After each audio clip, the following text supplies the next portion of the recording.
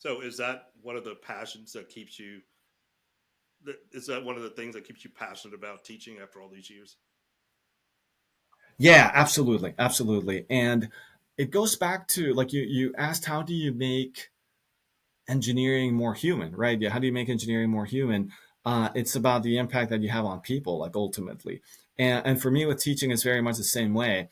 I could teach the exact same control systems technical content, and it's not the exact same. Like I'll say, engineering does evolve.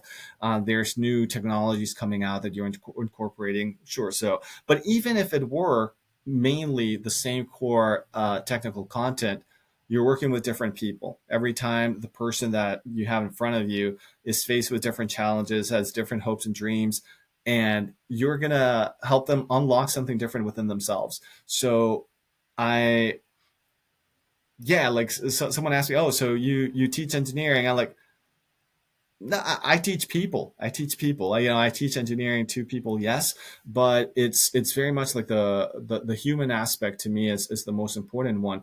And there, every single time, you've got a new set of human beings, right? Like you got new faces, you've got new minds, you've got folks who are curious about different things, who want to make an impact in the world in different ways.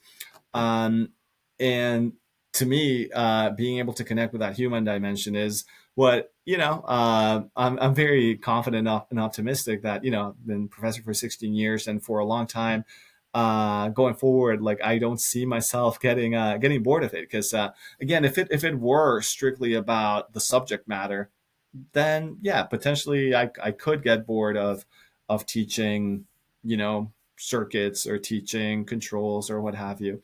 But if it's a matter of like, hey, here's somebody that's coming to me because they want to grow, like they've got hopes, they've got motivation, but they also have fears and concerns, and they need some guidance.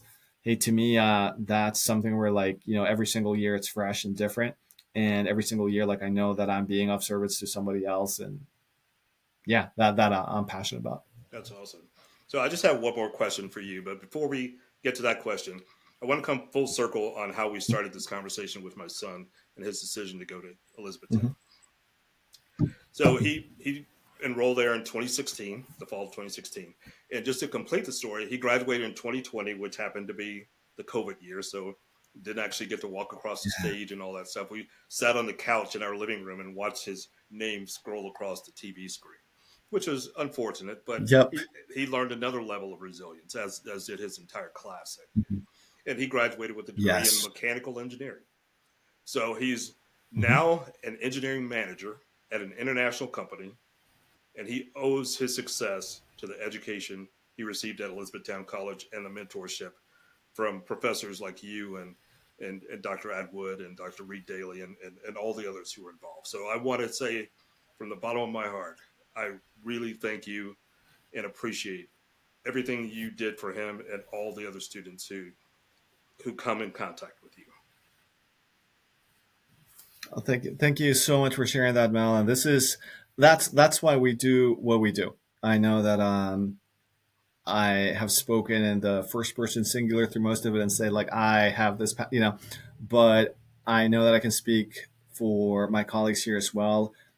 Everybody in my department is at Town College because we share that mission. Like we want to be able to impact young students, especially young students that yeah, that could use the coaching, right? I feel like there's some students that have already come in with all the support in the world. They came from a high school where they had like just all the privilege in the world, all the guidance, and it's like, okay, well, you know, we could just give you the textbooks and you'd be fine. But for most students, this is not the case. For most students, you need the mentorship, you need the coaching, you need the guidance, you need that human support.